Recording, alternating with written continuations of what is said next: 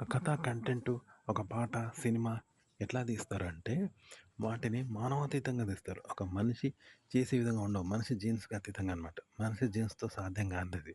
అంటే మనిషి చేష్టలు, ఆలోచన, మనిషి శరీరము, భావాలు, ఆలోచనలకు అతీతమైన అంటే సాధ్యం కానివి. ఆ ఏడుపు, బాధలు, లవ్ స్టోరీలు, లవ్ ఫెయిల్యూరు, లవ్ సక్సెస్సు, ఎగురుడు, డుంకుడు, డాన్సులు, సంతోషము, ఇవన్నీ ఏడిపించడం, నవ్వుడు ఇవన్నీ గూడా మనిషికి అతీతమైనయి. అంటే మనిషి జీన్స్‌కు అతీతమైనయి. ఇప్పుడు మనిషి ఉన్నాడు.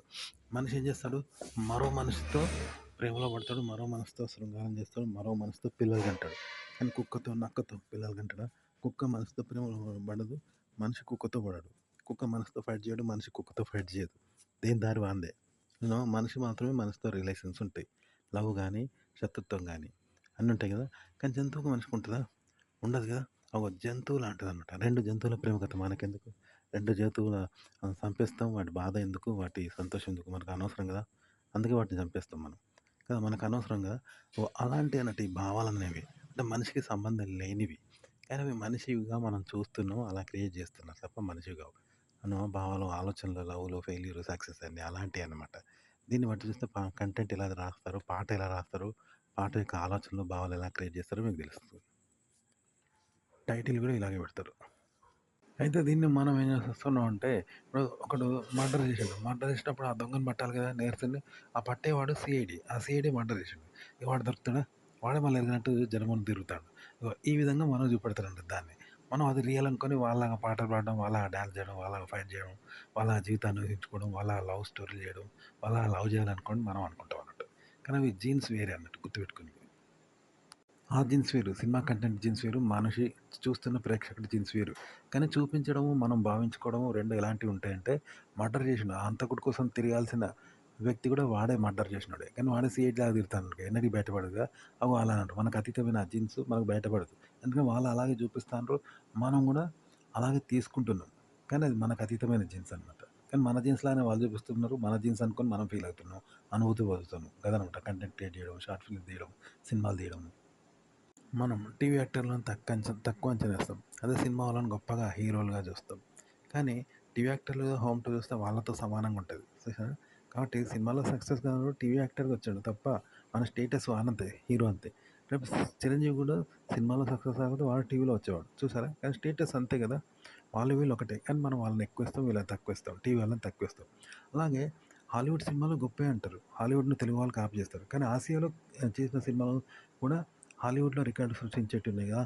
'జాకీ చాన్' వాళ్ళయి ఇట్లా అక్కడ సూపర్ సృష్టిస్తాయి. హాలీవుడ్‌తో సమానంగా చేస్తున్నారు. కాబట్టి హాలీవుడ్ సినిమాను గొప్పగా చూస్తారు. కానీ హాలీవుడ్ సినిమా గూడా ఒక పల్లెటూరులో జరగొచ్చు. షూటింగ్ చేసి పల్లెటూరు డైరెక్టర్, పల్లెటూరు వాళ్ళ సినిమాలు లాగానే తీయొచ్చు. కానీ హాలీవుడ్‌లో రిలీజ్ చేస్తే అది గొప్పగా హిట్ అయితది. అంతే. హాలీవుడ్ టెక్నాలజీ, తెలుగు టెక్నాలజీ ఒకటే కావచ్చు. కాబట్టి మనం అది గొప్ప, ఇది తక్కువ అనుకోవద్దన్నమాట. అట్లుంటదట కంటెంట్ అనేది. ఎట్లుంటదంటే ఇప్పుడు ఒక పెద్ద సినిమా 'చిరంజీవి' హీరో. డబ్బు బాగా వస్తది కాబట్టి హీరో అయిండు. కమెడియన్‌లకు డబ్బు పెరిగిందనుకో, ఇప్పుడు కమెడియన్ చిన్న చూపు చూస్తాం. కానీ డబ్బు కోసం కమెడియన్‌గా దిగజారుతాడు. అది దిగజారడం కాదు. ఇప్పుడు కమెడియన్‌గా కూడా డబ్బొస్తాంది. కాబట్టి కమెడియన్‌కి విలువొచ్చింది. ఇప్పుడు హీరోలకు డబ్బు బాగా వస్తే హీరోలకు విలువొచ్చేది. ట్రెండ్ ఎట్లుంటే అట్లా డబ్బు ఎక్కడుంటే అట్లా అన్నట్టు గుర్తింపొస్తది. కాబట్టి ఒక సినిమా ఎలా తీయాలి, కంటెంట్ ఎలా రాయాలి, ఎలా రాయాలి, ఎలా తీయాలి అనేది కాదిక్కడ. జనం చూడాలంటే ఏం చేయాలి? జనం ఏమి చూస్తాండ్రు, ఎలా చూస్తాండ్రు, డబ్బెట్లా వస్తాంది, నీ వీడియో ఎలా అమ్ముడుపోతాంది అనే దాని మీద దృష్టి పెట్టాలి. అది పాయింట్ అనమాట. రూ. 1,00,00,000 పెడితే 10,00,00,000కి అమ్ముడుపోవాలి. కంటెంట్ అలాంటి కంటెంట్ చేయాలి, అలా చేయాలంట. అది ఇక్కడ మెయిన్ పాయింట్. ఆ దృష్టితో చూడండి కంటెంట్. అలా క్రియేట్ చేయండి. బతకడం వేరు, బతుకు తెరువు వేరు. బతుకు తెరువు అంటే డబ్బులు సంపాదించుకోవడానికి కోటి విద్యలు కూలీలు పని చేయడం, ఆఫీస్ పని చేయడం ఏదేదో చేస్తారు డబ్బు సంపాదించి. కానీ బతకడం వేరు. బతకడం అంటే ఇందులో పని ఉండదు. వాళ్ళ లైఫ్ స్టైల్ అనమాట. రిచ్‌గా బతుకుతారు. కార్‌లలో పోయేటోళ్ళు కొందరుంటారు. మేడలు, మిద్దెలు, హోదా అన్నట్టు మంచి మంచి బట్టలేసుకోవడం. వాడు తక్కువ బట్టలేసుకుంటాడు, ఎక్కువ బట్టలేసుకుంటాడు. వీడిని పేదోడు అంటారు, వాడు ఉన్నోడు అంటారు. వాడిని సార్ అంటారు, వాడిని లేరా అంటారు, వీళ్ళు లేబర్ అంటారు. చూసినావా ఇట్లా అన్నట్టు. బతకడం అంటే గొప్పగా బతకడం అన్నట్టు. లైఫ్ స్టైల్, రాయల్ లైఫ్ అన్నట్టు. దాన్ని బతకడం అంటారు. బతుకు తెరువు అంటే పని చేసుకోవడం. బతకడం కోసం సంపాదించుకుంటా ఉంటారు. వాడు కూలీలాగా, నాలిలాగా రాళ్ళెత్తి ఆఫీసర్ పని చేసి రకరకాలు చేసి డబ్బు సంపాదించుకుంటా అంటారంట. ఇది బతుకు తెరువు అంటారు. కానీ బతకడం అంటే హోదా, తెల్ల బట్టలు వేసుకోవడం, బాగా తినడం, తాగడం, ఎర్రగా బుగ్గలు ఉండడం, మంచి మంచి బట్టలు వేసుకోవడం, సుఖంగా బతకడం, ఆపిల్ పండులాగా, జామ పండులాగా మనుషులు ఉండడం, ఇది బతకడం అన్నట్టు.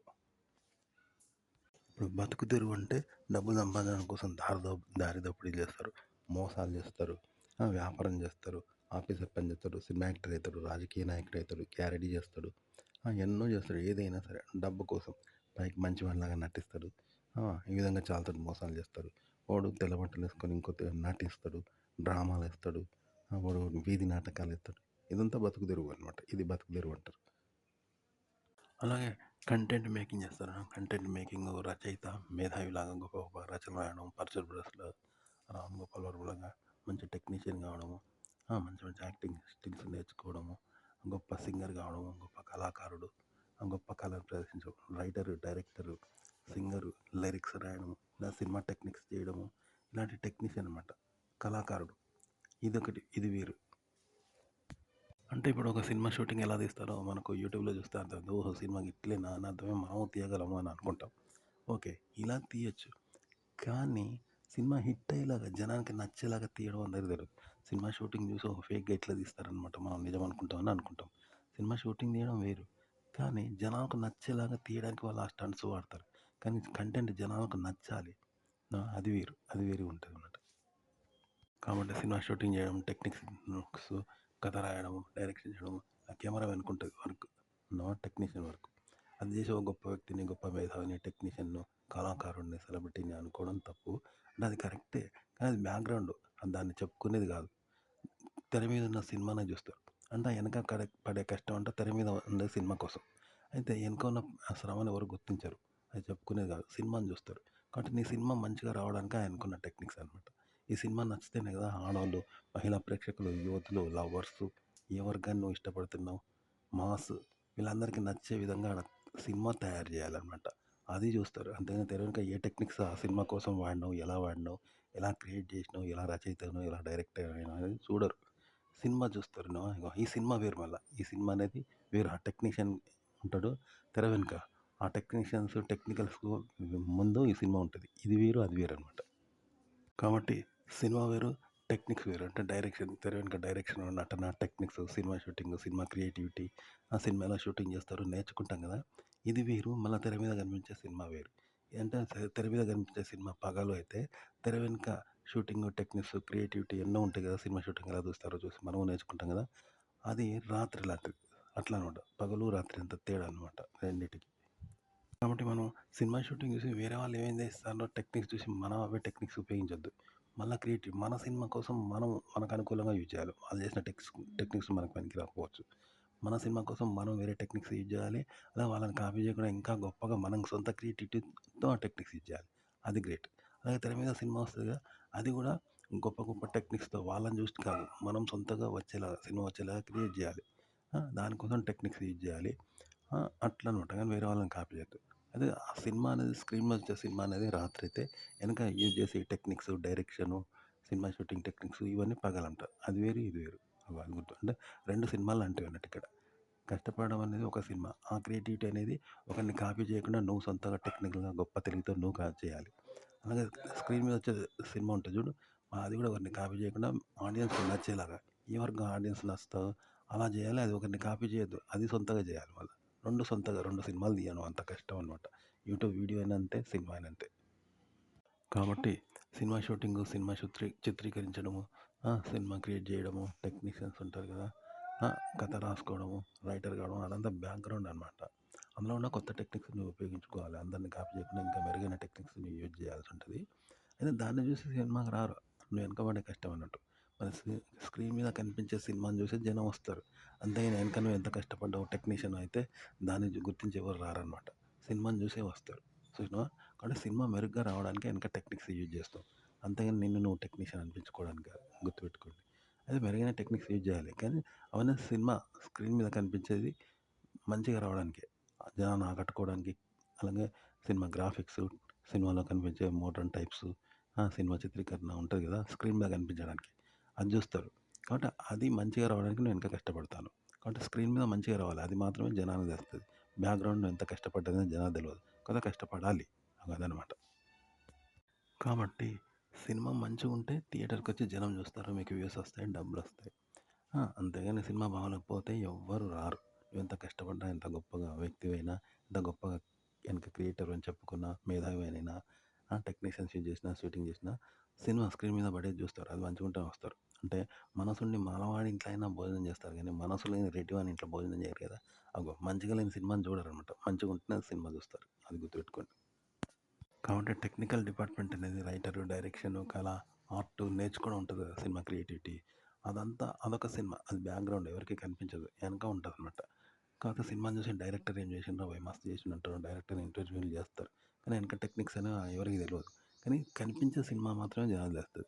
కాబట్టి డైరెక్టర్ అనేవాడు 2 సినిమాలు తీయాలి. అంటే కెమెరా మీద స్క్రీన్ మీద కనిపించే సినిమా అనేది జనాలకు నచ్చాలి. అది నచ్చే విధంగా ఉంటేనే చూస్తారు. కానీ వెనక అది నచ్చేలాగా సూపర్‌గా రావడానికి వెనక టెక్నిక్ వాడతారనమాట. అనేక టెక్నిక్స్ ఉంటాయి. కథ, స్క్రీన్ ప్లే, దర్శకత్వం, షూటింగ్ టెక్నిక్స్ ఉంటాయి. అది ఒక సినిమా. ఇదొక సినిమా. అంటే 2 డైరెక్షన్‌లు రావాలి డైరెక్టర్‌కు. ఒక్క డైరెక్షన్ కాదు. ఆ టెక్నికల్ డైరెక్టర్ ఒకటే కెమెరా వెనుక కాదు, స్క్రీన్ మీద కూడా సినిమా రావడానికి వెనక కష్టపడతాడు. కాబట్టి అది డైరెక్షన్, ఇది డైరెక్షన్. వెనక టెక్నిక్స్ వాడితేనే స్క్రీన్ మీద మంచిగా కనబడుతుంది. కాబట్టి స్క్రీన్ మీద మంచిగా కనబడేలాగా తీయాలి. దానికోసం వెనక టెక్నిక్స్ యూజ్ చేయాలి. అంటే 2 సినిమాలు తీయాలి. ఇప్పుడు యూట్యూబ్ కదా, వీడియో బాగుండాలి, థంబ్‌నెయిల్ బాగుండాలి, చూసినావా టైటిల్ బాగుండాలి. అట్లా 2 సినిమాలు. అంటే 2 వీడియోలు అంటే యూట్యూబ్‌కు. ఆ! అట్లనే ఇది కూడా 2 సినిమాలు తీయడం రావాలన్నమాట. 2 డైరెక్షన్ రావాలి డైరెక్టర్‌కు. కాబట్టి సినిమా బాగుండాలి. స్క్రీన్ మీద అది ముఖ్యమంట. అది చూస్తారు జనాలు. కాబట్టి ఇది బాగొచ్చేలాగా చేయాలి. వెనక గిక్నిక్స్ యూజ్ చేస్తారు. అంటే ఇది మంచిగా రావడానికే అది యూజ్ చేస్తారనమాట. ఓకే. కాబట్టి అక్కడ టెక్నిక్స్ యూజ్ చేయాలి. ఆ టెక్నిక్స్ యూజ్ చేయాలి. ఇది బాగా రావడానికి. ఇది బాగొస్తేనే జనం చూస్తారు. ఇది బాగా రావాలంటే అక్కడ టెక్నిక్స్ యూజ్ చేయాలి. దానికి సంబంధం లేదనమాట. చూసారా? అంటే 2 డైరెక్షన్‌లు. పగలు, రాత్రి. అంటే 2 రావాలి. పగలు రావాలి, రాత్రి రావాలి. 2 డైరెక్షన్‌లు రావాలి డైరెక్టర్‌కు. పెద్ద పెద్ద డైరెక్టర్ల సినిమా కూడా ఫెయిల్ అవుతున్నాయి. రామ్ గోపాల్ వర్మ, మణిరత్నం సినిమా కూడా ఫెయిల్ అవుతాయి. అట్లంత మాత్రం వాళ్ళకు డైరెక్టర్ కదా, డైరెక్టర్ కానీ కథ నచ్చడం లేదు జనాలకి. కాబట్టి కథ నచ్చేలాగా తీయడము, సెలెక్ట్ చేసుకోవడం కూడా ఒక టెక్నిక్. దాన్ని బట్టే మార్కెట్ ఉంటుంది. వెనక వర్క్ అని ఉంటుంది. కెమెరా బ్యాక్గ్రౌండ్ వర్క్ ఉంటుంది. మళ్ళీ ఆ వర్క్ నేర్చుకోవాలి. అదొక డైరెక్షన్ అనమాట. అందులో కూడా టెక్నిక్స్ ఉంటాయి. అది డైరెక్షన్. స్క్రీన్ మీద కనిపించే సినిమా ఒక డైరెక్షన్. అయితే వెనక మంచి టెక్నిక్స్ వాడితేనే సినిమా మంచిగా వస్తుంది. అది బాగుంటేనే జనం చూస్తారనమాట. మార్కెట్ పెరుగుతుంది. ఇది రెండో డైరెక్షన్ అనమాట. మగాడంటే నేను మగాడిని అని గర్వపడతాడు. ఒళ్ళు దెంగుతా, సెక్స్ చేస్తా, శృంగారం చేస్తా, నైపుణ్యాలను గర్వపడతాడు. అలా పడితే సరిపోదు. మన స్త్రీని సుఖపెట్టాలి. అది వేరు. స్త్రీ ఎలా ఆనందపడుతుంది, తనను సంతోషపెట్టాలి, ఆమె సుఖపడాలి. అది పురుషుడి చేతిలో లేదు. పురుషుడు సెక్స్ చేస్తాడు. కానీ ఆమె ఎలా సుఖపడుతుంది, ఆమె సుఖపడుతుంది కదా. అది వేరే. స్త్రీ వేరు. అది కూడా పురుషుడు కావాలి. 2 కావాలి. మొగుడు స్త్రీ కావాలి, పురుషుడు కావాలి. అప్పుడు సెక్స్ చేస్తా ఉంటే ఆమె ఎట్లా ఆనందపడుతుందో వీళ్ళు తెలుస్తుంది. కాబట్టి ఆ విధంగా చేయాలంటాం. అంటే ఆడవాళ్ళ అభిరుచులు తెలవాలంటే ఆడదిగా మారాలి. మరియు మగాడిగా మళ్ళీ టెక్నిక్ చేసి గొప్ప వ్యక్తిగా మళ్ళీ సెలెక్ట్ చేయాలి. ఇగ 2 ఉండాలి డైరెక్షన్ పురుషుడికి. అట్లనే సినిమా కూడా అంతే. డైరెక్షన్‌గా నువ్వు చేయాలి. ఆడియన్స్‌కి ఏం నచ్చుతదో తెలుసుకొని ఆ విధంగా సినిమా తీయాలన్నమాట. దానికోసం వెనక డైరెక్షన్ చేయాలి. చూసారా 2 తెలవాలి. మొత్తానికి వ్యూస్ రావాలి, మనీ రావాలి. మనకు జనం రావాలి, చూడాలి అంటే డైరెక్షన్ బాగుండాలి. బ్యాక్ డైరెక్షన్ అనేది ఒక సినిమా లాంటిది. దాంట్లో నువ్వు గొప్పగా టెక్నిక్స్ యూజ్ చేసి సినిమా ఎంత గొప్పగా ఉంటుందో స్క్రీన్ మీద తెలుసు కదా! అంత గొప్పగా మళ్ళీ డైరెక్షన్ చేయడం రావాలి. అది బ్యాక్‌గ్రౌండ్. జనాలకు కనబడదు. అందులో డైరెక్షన్ డిపార్ట్మెంట్ కూడా ఒక సినిమా కథ అంతది. కథ రాయడం లాంటిది. 'యండమూరి వీరేంద్ర' అంత గొప్ప రచయితలాగా డైరెక్షన్‌లో నువ్వు రాణించాలి. టెక్నిక్స్, షూటింగ్ టెక్నిక్స్ ఇవన్నీ. స్క్రీన్ మీద సినిమా రావాలి. అది 'యండమూరి వీరేంద్ర' నవల చదివి మనం ఎంత సంతోషపడతాం చూసినావా? అలా స్క్రీన్ మీద సినిమా రావాలి. ఆ 2 బాగుంటేనే జనం వస్తారు, చూస్తారు. మీకు డబ్బులొస్తాయి, వ్యూస్ వస్తాయి యూట్యూబ్‌లో. డైరెక్షను, రచన అనేది ఒక ప్రయోగం. ప్రయోగం చేస్తే ఒక ఫలితం వస్తుంది. ఇప్పుడు కరోనాకు మందులు ప్రయోగించి కరోనాకు వాడు మందు తయారు చేసిండు కదా! అలాంటిదనమాట డైరెక్షను, రచయిత, షూటింగు ఇవన్నీ ఒక ప్రయోగం. ఆ విధంగా నువ్వు సక్సెస్ అయినవు. అయితే సరిపోదు. మళ్ళా నువ్వు తీసిన సినిమా జనాలకు నచ్చాలి. అదొక ప్రయోగం అనమాట. ఓకే. కరోనాకు మందు తయారు చేసినట్టు సినిమా కూడా మళ్ళా ప్రయోగం. స్క్రీన్ మీద కనిపించే ఆ సినిమా అదొక ప్రయోగం అనమాట. అది కూడా నచ్చితేనే జనం వస్తారు, సినిమా చూస్తారనమాట.